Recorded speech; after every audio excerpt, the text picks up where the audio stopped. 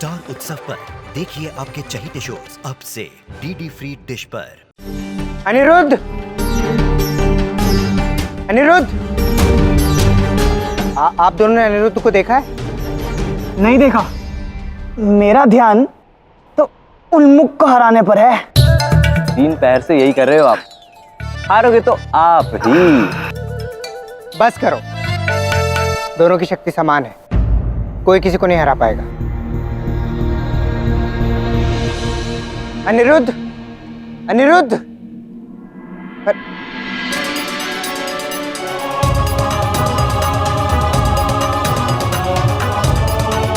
मैं कब से तुम्हें पुकार रहा हूं अनिरुद्ध, सुनते क्यों नहीं? मुझे आपसे बात नहीं करनी। क्यों?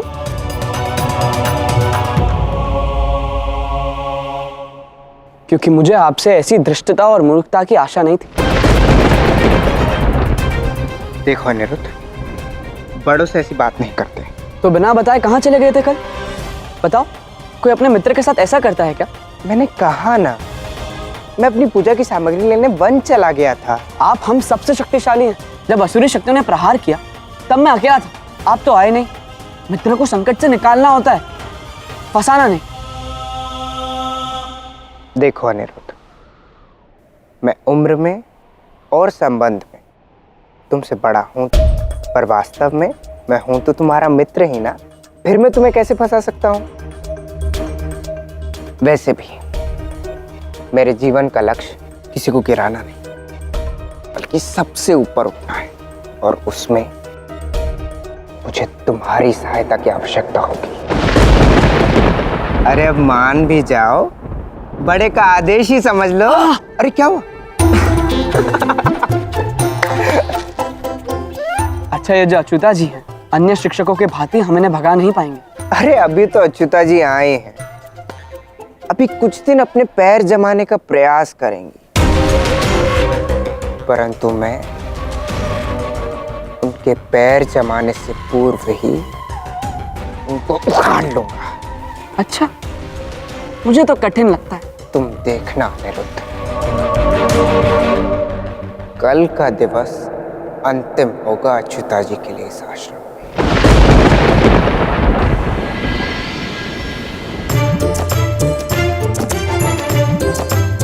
प्रणाम अच्युत जी। तुम्हारे कमर में पीड़ा हो रही है क्यों बालक? नहीं तो अपने गुरु को झुक के प्रणाम करना सीखो ना।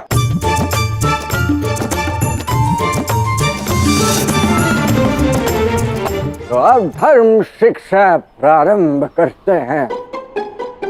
धर्म शिक्षा, धर्म शास्त्र का आरंभ कर्म से ही होता है। तो अच्युता जी,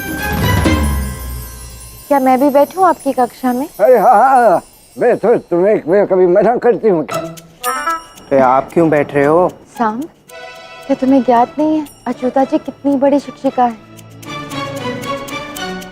कितनों को ज्ञान का पाठ पढ़ाया है उन्होंने। अरे इस मूर्ख बालक को बता के क्या होगा, इसे कुछ मत बताओ। आज तो मैं भी आपकी कक्षा में बैठूंगी, थोड़ा ज्ञान मैं भी तो सीख लूं। थोड़ा क्या, बहुत सीख लो तुम।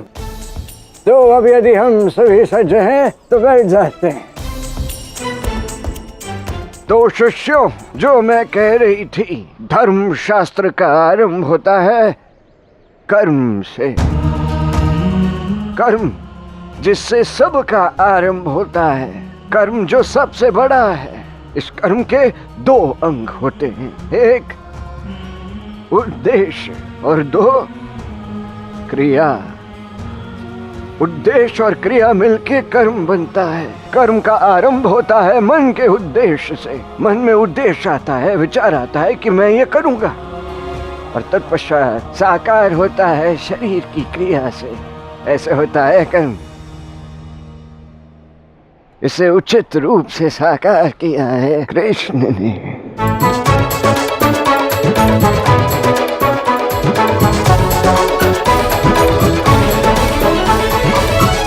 बच्चों, तुमने कृष्ण के विषय में तो सुना ही होगा। तुम सब कृष्ण को तो जानते ही होगे, है कि नहीं? हाँ हाँ, वो तो काका है हमारे। मैं उनकी बहुत बड़ी प्रशंसक हूँ। मैं भी। पिताश्री, कृष्ण का इस कक्षा से क्या संबंध है? आप ना धर्म सिखाइए, कृष्ण कौन है, क्या है, ये हम सब भली भांति जानते हैं। तुम तो जानते ही होगे, तुम्हारे पिता जो हैं, अरे कृष्ण से बहुत कुछ सीखा होगा इसने। कृष्ण से अच्छा कौन सिखाता है इस संसार में? मुझे जो सीखना है मैं यहाँ सीख रहा हूँ, और वैसे भी कृष्ण में सीखने जैसा है ही क्या? बहुत कुछ है बालक, दृष्टि होनी चाहिए। बांसुरी बजाना सीखो, धर्म कर्म सीखो, प्रेम करना सीखो। व्यर्थ की बातें हैं सब मन घड़ंत कहानियां हैं। कृष्ण केवल एक सारथी है, बस ऐसे उनकी बड़ा चढ़ाकर प्रशंसा की गई है। युद्ध जीता होगा माना, पर अर्जुन के बाण से, भीम की गदा के बल से। न जाने क्यों सब उन्हें श्रेय देते रहते। ये मुझे एक बात बताओ शाम, तुम्हें इस बात पे इतना विश्वास कैसे है? क्यों? मैं बुद्धिमान हूँ, चतुर हूँ, श्रेष्ठ हूँ कृष्ण से अधिक। कृष्ण ने किया होगा कालिया मर्दन, पर मैंने उससे भी कम आयु, कालिया से भी बड़े नाक का अंत किया था। तुमने एक सर्व का अंत कर दिया, क्यों? योद्धा वध करते रहते हैं, क्यों? इसका कोई महत्व नहीं। ये क्यों बहुत महत्वपूर्ण होता है साहब। ये क्यों ही अंतर है तुम में और कृष्ण में।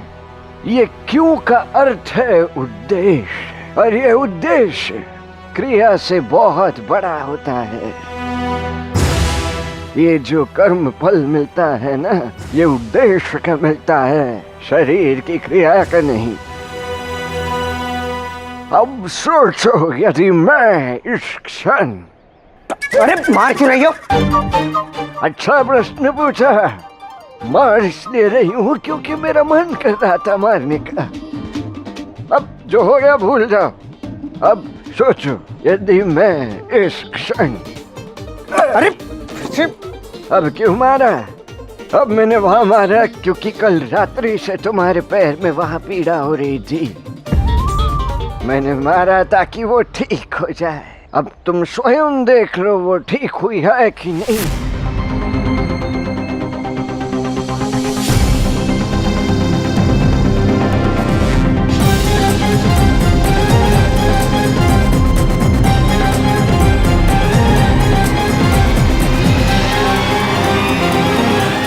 हुई ना?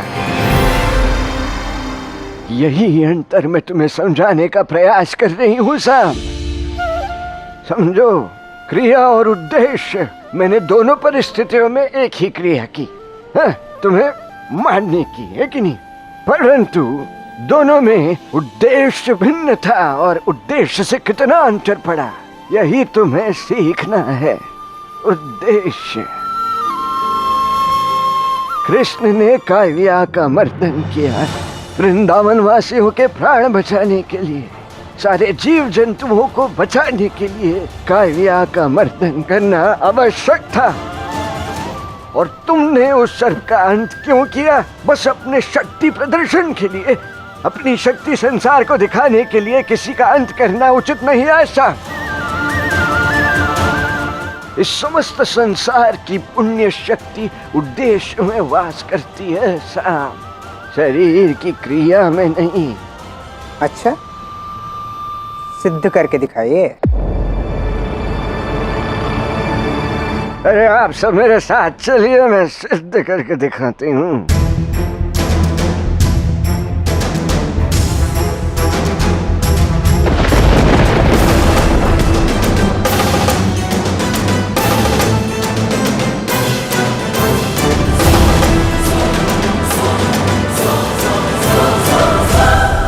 आप सब मानते हो कि मैं वृद्ध हूँ जी।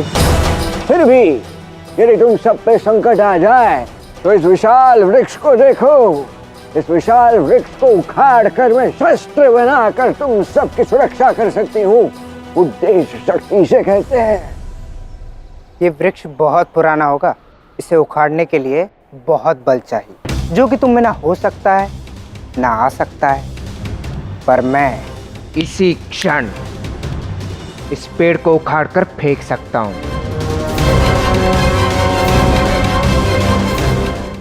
और मैं इसी क्षण तुम्हारी टांगे तोड़ सकती हूँ, तुम्हारा सर तोड़ सकती हूँ। पीछे हटो। मैं जब कहती हूँ पीछे हटो तो पीछे हटना ही पड़ेगा। मैंने कहा वृक्ष उखाड़ने की बात की उद्देश्य समझाने के लिए। एक बार सोच तो लिया करो ना, ये वृक्ष कितनी पक्षियों को घर देता होगा, कितनों के घोंसले होंगे। बात मत बदलिए। आप ही ने कहा था ना कि इस पेड़ को उखाड़ना है, तो उखाड़ो। उद्देश्य की शक्ति सिद्ध करनी थी ना। इस वृक्ष को उखाड़ने का उद्देश्य क्या है बालक? तुम्हें उद्देश्य चाहिए। यहाँ तुम किसे जानती हो? राधा को। तो चलो मान लो कि राधा पर कुछ संकट आ गया है और तुम्हें उसे बचाने के लिए इस वृक्ष को उखाड़ना है। कृष्ण के होते हुए राधा पर कैसे कोई संकट आ सकता है? राधा पर आने वाला हर संकट पहले कृष्ण पे आएगा।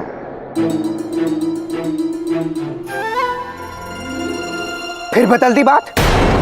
ये पेड़ उखाड़ो, उद्देश्य की शक्ति सिद्ध करो, अन्यथा लौट जाओ यहाँ से। देखो बच्चों, हम उचित बातें करते हैं। इस वृक्ष को उखाड़ना तो उचित बात है नहीं, है ना? शाबाश। तो हम वृक्ष नहीं उखाड़ेंगे किंतु शिक्षा अवश्य प्राप्त करेंगे। तो मैं अछूता अब ये मैंने पैर उठाया हवा में और जब मैं ये पैर रखूंगी धरा पर,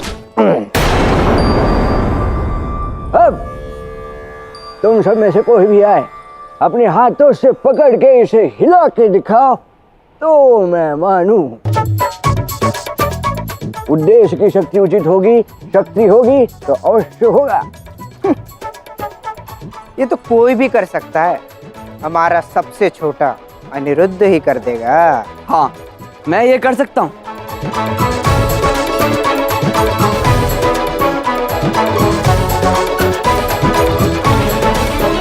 चिरंजीवी भव।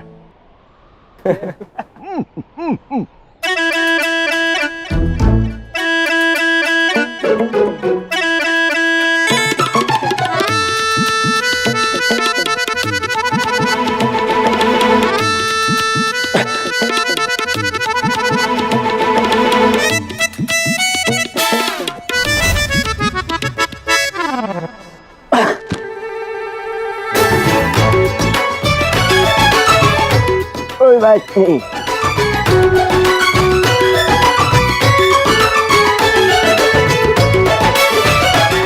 क्या हुआ साहब?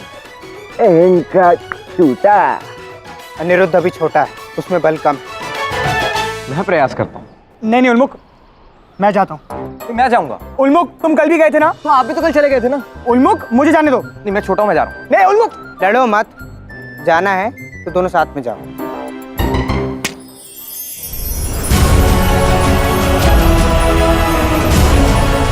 देख लीजिए अच्युता जी, उल्मुख और निषाद दोनों ही बड़े शक्तिशाली। इकट्ठे खींचेंगे, पाव टूट जाए तो मुझे दोष मत देना। सोच लिया तो ठीक है, आया।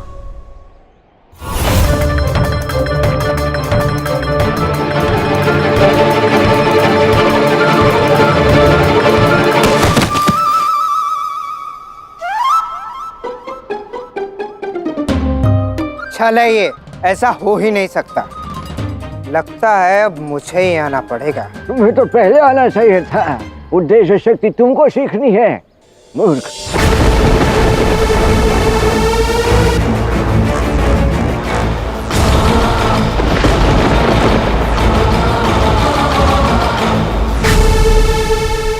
आशीष यही है कि सुधर जाओ पुत्र, अन्यथा दुर्गति होगी। बातों में मत उलझाओ।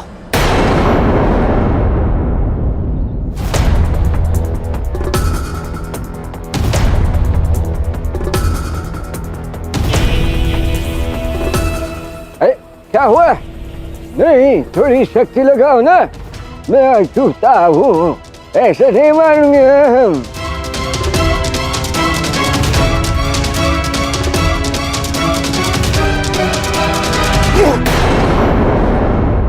देख लिया सबने।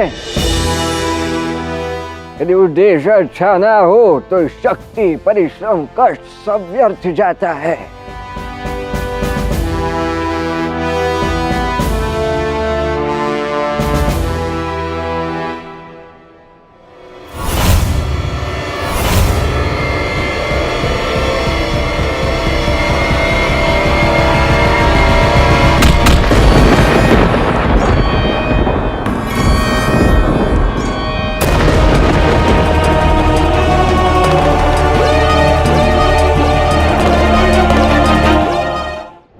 क्या किया सांब?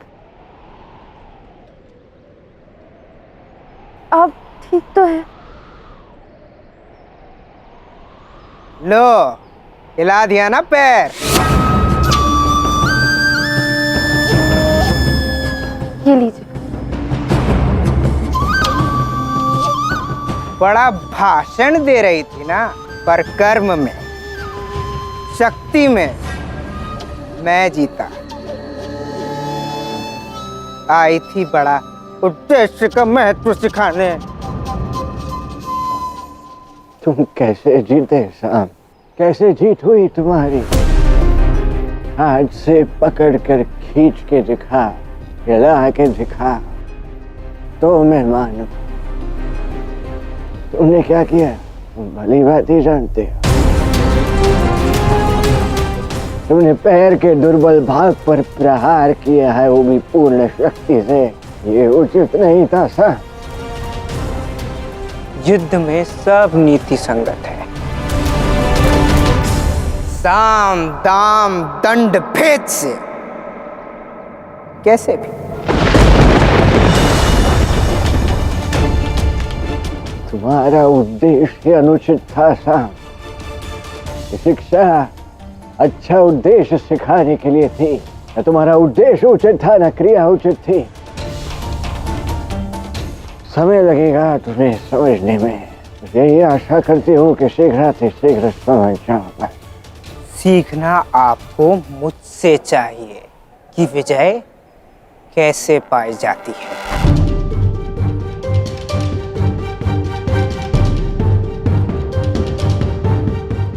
अपने काका की जीत का उत्सव नहीं मनाओगे?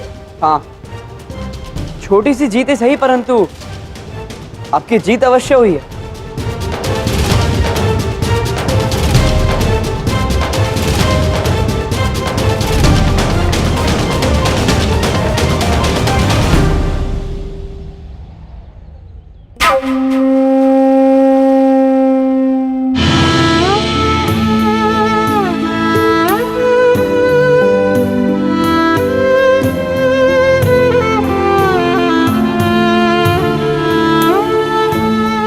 मुझे कुछ समझ नहीं आ रहा कृष्ण, कैसे दुर्बल हो सकते हो तुम? तुम्हारे शरीर का एक भी अंग दुर्बल नहीं हो सकता। तुम बर्बरिक से तो मिल ही चुकी। उसके पास 3 बाण थे जिससे वो किसी का भी अंत कर सकता था, किसी का भी, मेरा भी। एक बाण लोगों के मर्म स्थल तक पहुंचता, उसे ढूंढ निकालता। दूसरा उन सभी पर संकेत करता, और तीसरा उनका अंत कर देता। और यदि ये हो जाता तो सारे कर्तव्य, सारे कर्म प्रतिज्ञाएं, सारी नीतियां सब नष्ट हो जाती, कुछ शेष नहीं रहता। धर्म का महत्व संसार को समझाने का समय ही नहीं रह पाता। कदाचित धर्म स्थापना भी नहीं हो पाती रहता। और इसलिए उसे रोकने के लिए मैंने उसे वो बाण वृक्ष पर चलाने के लिए कहा। और जब उसका एक बाण वृक्ष के पत्तों को नष्ट कर रहा था, तब एक पत्ता मेरे पांव के नीचे था। वो बाण केवल पत्तों को ही नहीं, मेरे पांव पे भी लगा। और तत्पश्चात मेरे पांव का ये भाग, मेरे शरीर का ये भाग दुर्बल पड़ गया था।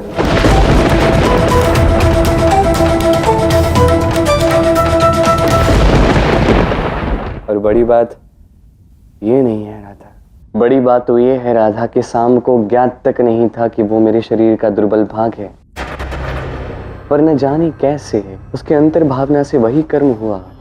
वो प्रहार जो उसने किया वो वहीं पे लगा, ठीक वहीं पे जहां मेरे शरीर का दुर्बल भाग है। कैसे?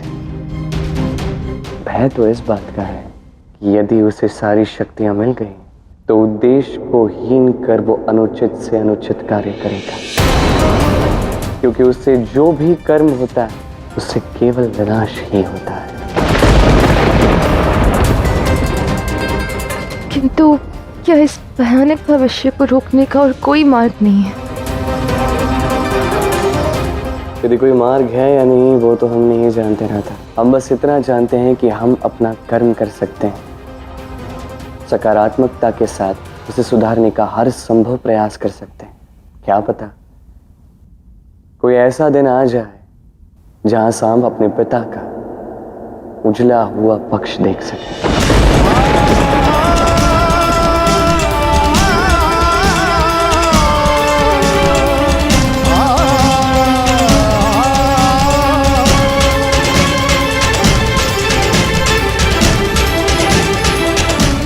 हम दोनों नहीं कर पाए, वो तुमने अकेले नहीं कर दिखाया शाम। मैंने भी सोचा था कि यह कार्य असंभव है, पर तुमने सच्ची में कर दिखाया। मैंने कहा था ना कि अच्युता कोई दिव्य नहीं है, बस यूं ही उसने महानता का चोला पहन रखा है। वैसे भी जहां मैं होता हूं वहां किसी की भी शक्ति, किसी का भी यश मुझसे बड़ा हो ही नहीं सकता। तुम देखना, उस अच्युता को तो मैं यूं भगा दूंगा, यूं। आज उसका अंतिम दिन होगा, कल भोर वो दिखेगी नहीं तुम्हें। आप ऐसा क्या करने वाले हैं शाम काका? डरे हुए को और डराऊंगा। अभी तक तो केवल मैंने उसे अपनी शक्ति दिखाई है, अब मैं उसे अपनी निर्भयता दिखाऊंगा।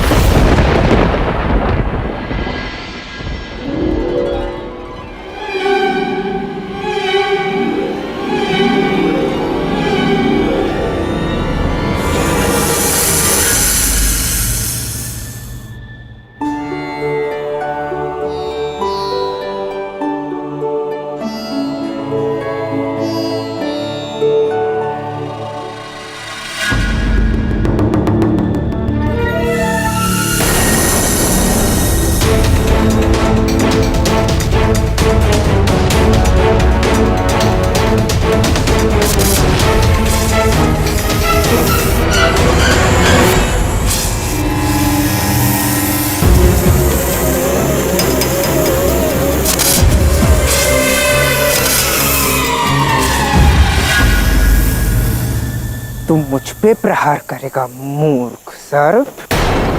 सांप वे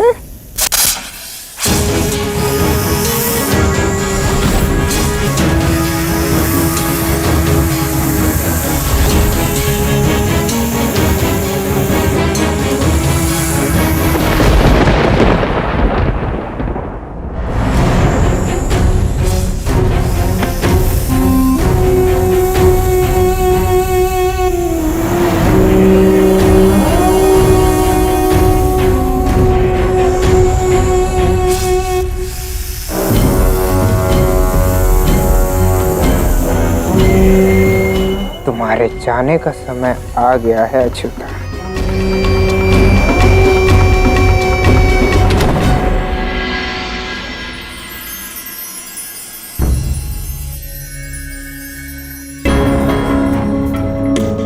श्री राधा, अच्युता जी नहीं आई अब तक? मैं भी वही सोच रही हूँ, वो तो समय पर आती है। प्रतीत होता है कि सांब ने कुछ तो गड़बड़ की है।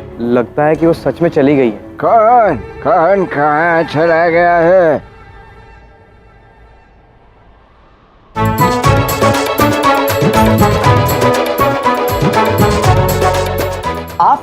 आप यहाँ? क्यों, कहीं और होना चाहिए था क्या? हाँ, आश्रम के बाहर वो सांब ने कहा था ना। मोहन निषाद, तुम कुछ ना कहो। तुम चाहे कुछ कहो ना कहो, किसने किया, क्या किया, कब किया, मुझे सब पता है। परंतु शाम कहाँ है? वो क्यों नहीं आया अब तक? काम वही है जहाँ उसे होना चाहिए।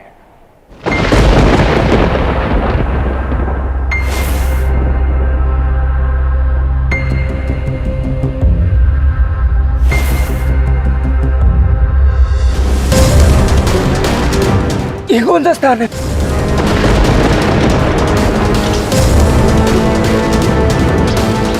गांव में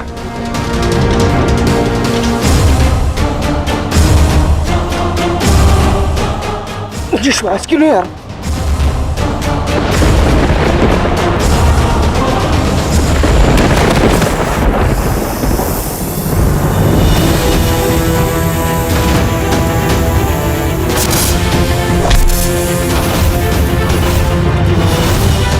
ये कैसे संभव है? ये तो वही सर्प है। नहीं!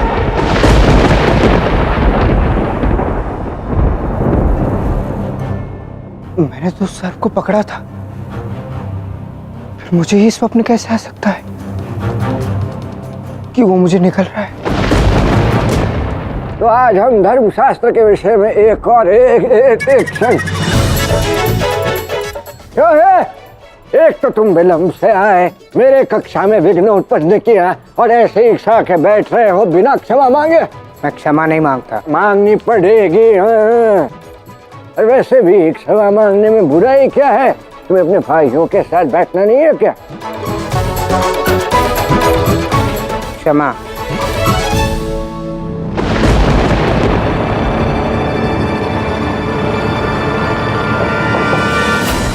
इतना विलंब हुआ कैसे? नहीं हुआ क्या? रात्रि में निद्रा नहीं आई, भूख लगी, भूख नहीं लगी, भयानक स्वप्न आए, क्या हुआ?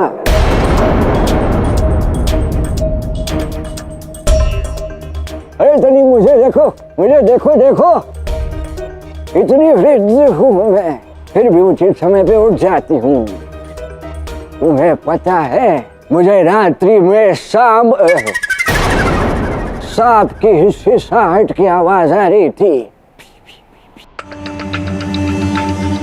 फिर भी वो भी मेरे लिए लोरी थी, मैं सो गई।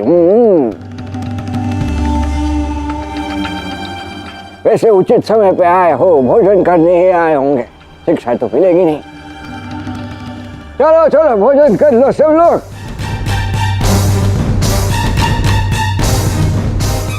राधा,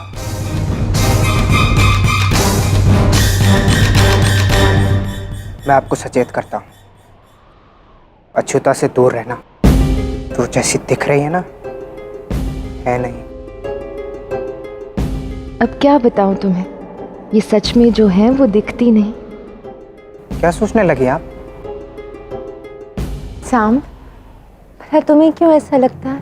मैंने उसके साथ उपहास करने का षड्यंत्र किया और उसने मुझे ही फंसा दिया।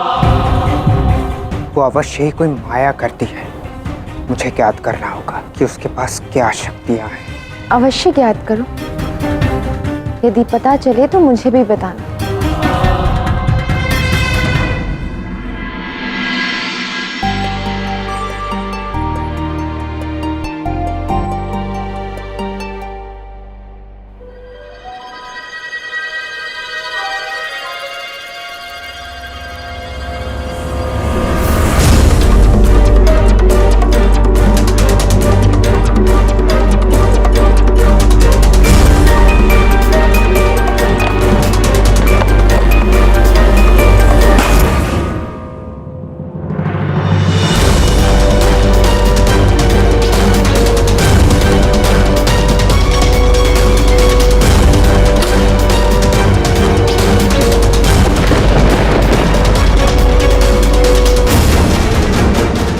ये अच्युता मेरे पीछे कैसे आ गई?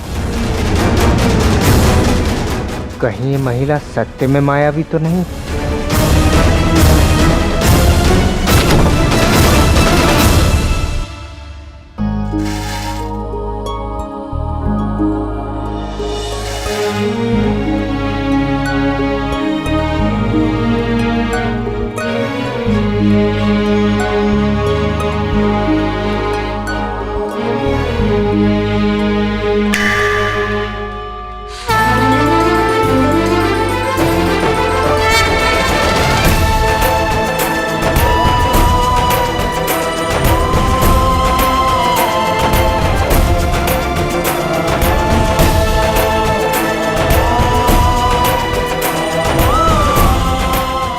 ये क्या राधे, आज तुम्हारे केस इतने बिखरे हुए क्यों हैं? इन्हें संवारने वाला इतने वर्षों कहीं और जो था।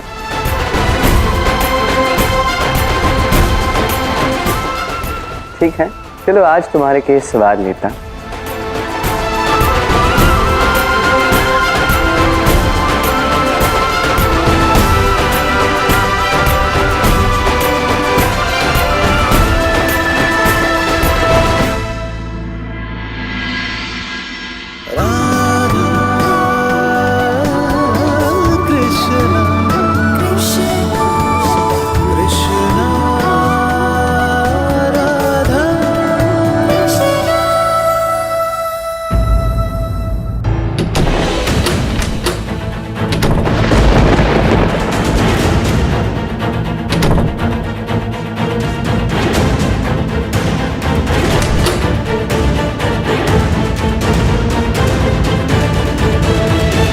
यह अच्युता अवश्य ही कोई माया कर रही हो।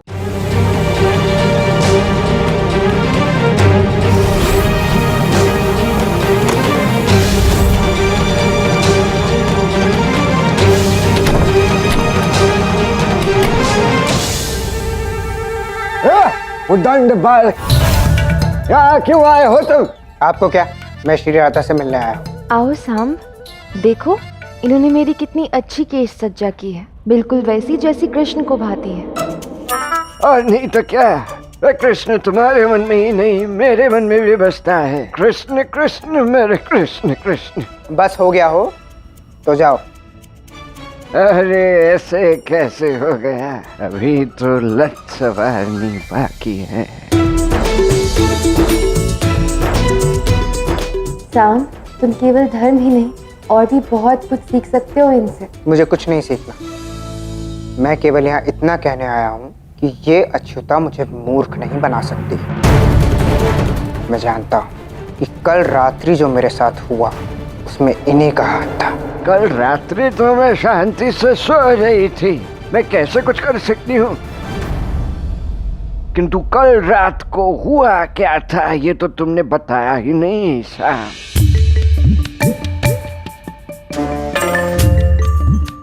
कुछ नहीं। मैंने कल तुम्हें दिन में ही बता दिया था साहब, यदि अनुचित मंशा से कर्म करोगे तो वो उल्टा ही पड़ेगा। दिन में अनुचित कर्म करोगे रात में फंसोगे, रात में अनुचित कर्म करोगे दिन में फंसोगे। जैसे कर्म होते हैं ऐसा ही फल मिलता है। फल से स्मरण हुआ, मुझे भूख लगी है राधा, मैं ये लट बाद में कभी सवारती हूँ कहीं और, ठीक है?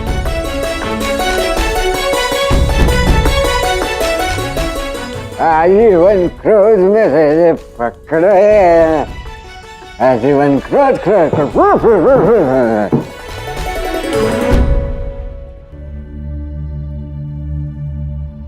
देखिए राधा, मुझे आपका स्त्री से घुलना मिलना नहीं भाता। उचित यही होगा कि आप इनसे कभी ना मिलें, चाहे कुछ भी हो जाए। ये क्या कह रहे हो सांब? ये कैसे संभव है? हम पुराने मित्र हैं। परंतु मुझे ये मित्रता नहीं भाती। यदि मैंने फिर से आपको उनके साथ देख लिया तो ये आपके लिए उचित नहीं होगा। अब तक मैं आपको छोड़ता आया हूँ क्योंकि आप एक स्त्री हैं, दुर्बल हैं, परंतु अब और नहीं, उनसे दूर रहना। रुको सांब, लौट के इधर आओ। मैं तुमसे अत्यंत स्नेह करती हूँ, इसलिए ये भी कह देती हूँ कि जो तुमने आज मुझसे कहा है वो अच्युता जी से कभी मत कहना। यही शुभ होगा तुम्हारे लिए।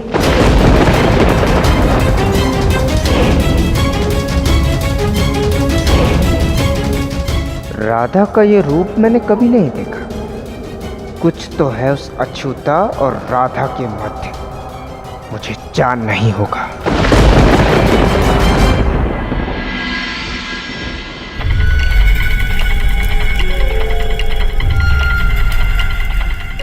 नारायण का वो दिव्य पाषाण तुम नहीं भंग कर पाए। जब तक मुझसे धर्म शास्त्र नहीं सीखोगे ना, यहाँ से जाने का विचार ही त्याग दो। और जब मैं ये पैर रखूंगी धरा पर, तुम सब में से कोई भी आए अपने हाथों से पकड़ के इसे हिला के दिखाओ तो मैं मानूं। मैं तुमसे अत्यंत स्नेह करती हूँ, इसलिए ये भी कह देती हूँ कि जो तुमने आज मुझसे कहा है वो अचूता जी से कभी मत कहना।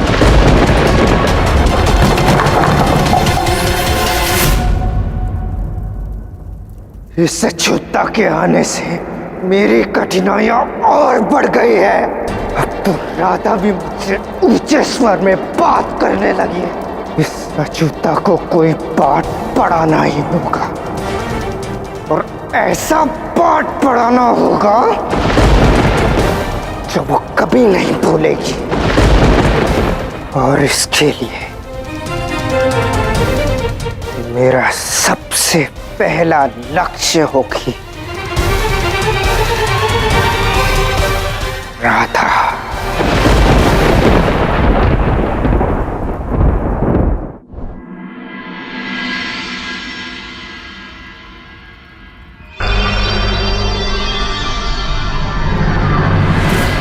श्री राधा। साम,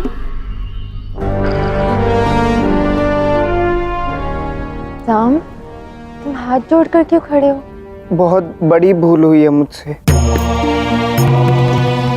मैं आपसे क्षमा मांगता हूँ। तुम क्षमा मांग रहे हो? हाँ, मैंने अपनी सीमा पार की, आपके अपमान की सीमा तक पहुंच गया। साम, मैं तुमसे अत्यंत स्नेह करती हूँ, तो भला तुम मुझसे क्षमा क्यों मांग रहे हो? किंतु मुझे प्रसन्नता है कि तुम्हें अपनी भूल का आभास है। केवल आपसे ही नहीं, आचार्य सांदीपनी से भी क्षमा मांगनी है मुझे। उन्हें भी बहुत पीड़ा पहुंचाई है मैंने। अवश्य, वो अत्यंत प्रसन्न होंगे। मैं स्वयं तुम्हें उनके पास लेकर चलती हूँ और दिखाती हूँ सबको कि हमारा साम उद्दंड नहीं, विनयशील हो गया है। चलो।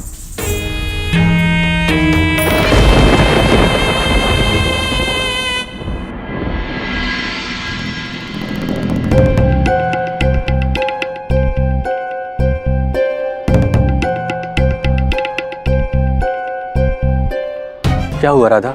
अभी दिवस प्रारंभ भी नहीं हुआ और इस उद्दंड सांब ने अपनी उद्दंडता प्रारंभ कर दी। इसी के लिए आई हो ना?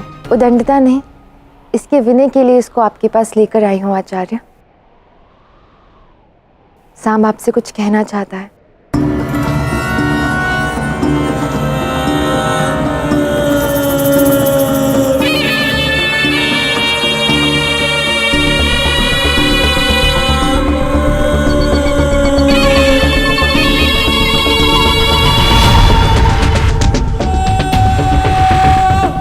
आज तक की गई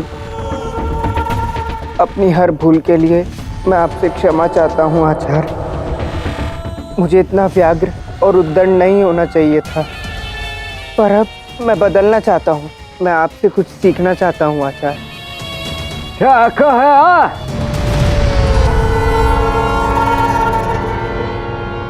इसने वही कहा जो मैंने सुना, जो इसने कहा। मैं समझ नहीं पा रही हूँ, तुम सामने हो ना। तुमने जो कहा पुनः एक बार कहना, मुझे विश्वास नहीं हो रहा। कुछ अधिक ही चतुर है ये, पर अधिक समय तक टिकेगी नहीं।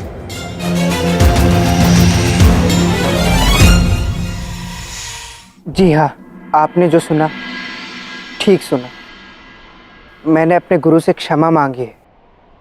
ये क्या हो रहा है? निश्चित रूप से सूर्य पश्चिम से उदित हुआ होगा।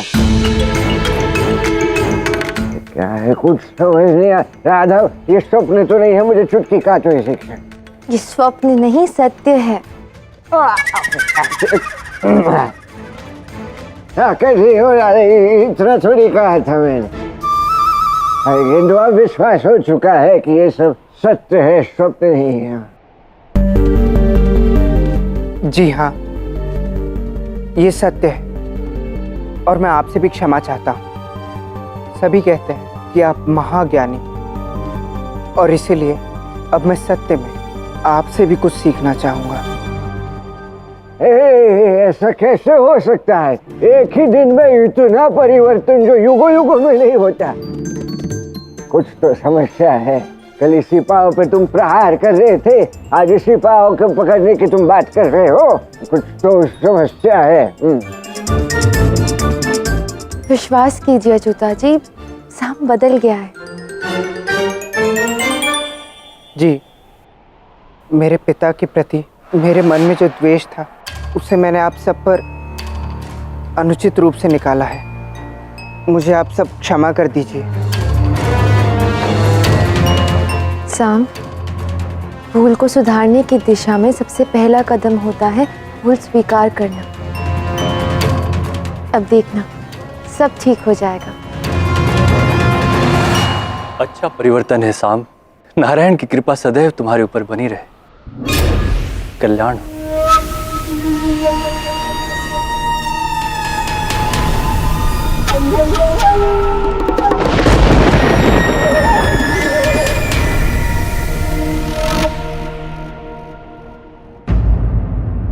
देखा कृष्ण, साम बिल्कुल बदल गया है, सुधर गया है वो। तुम्हें मैं बता नहीं सकती कि मैं कितनी प्रसन्न हूँ। किंतु मैं प्रसन्न नहीं हो रहा था। ऐसे अचानक किसी में इतना बदलाव, ये सदैव मुझे तनाव देता है रहता।